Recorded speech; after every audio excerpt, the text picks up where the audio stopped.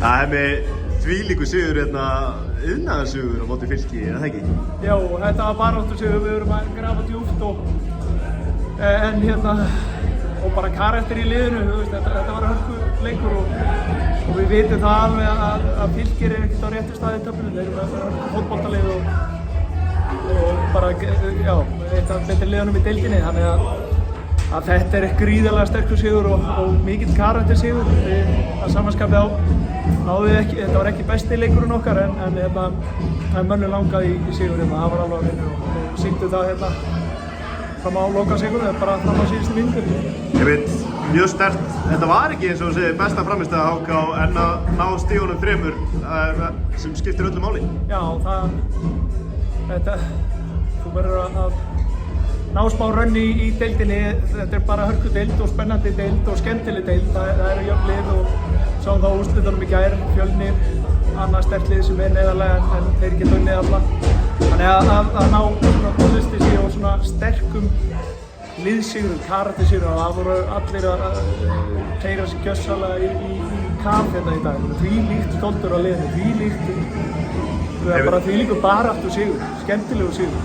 Ég veit, sérstaklega í fyrri hálfleik fannst mér Fylkismenn vera með yfirhöndina en hversu sterkt það að ná þessu jöfnunamarki rétt fyrir hálfleik?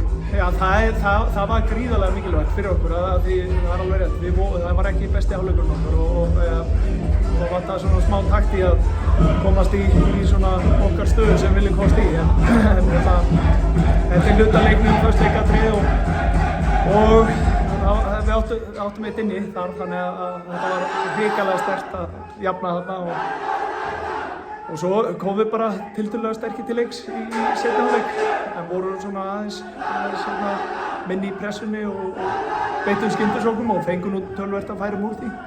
Ég veit, síðan skömmu eftir seinna markið þá maður HK á rautt spjald, hvernig fannst þér sá dómur líta fyrir þér?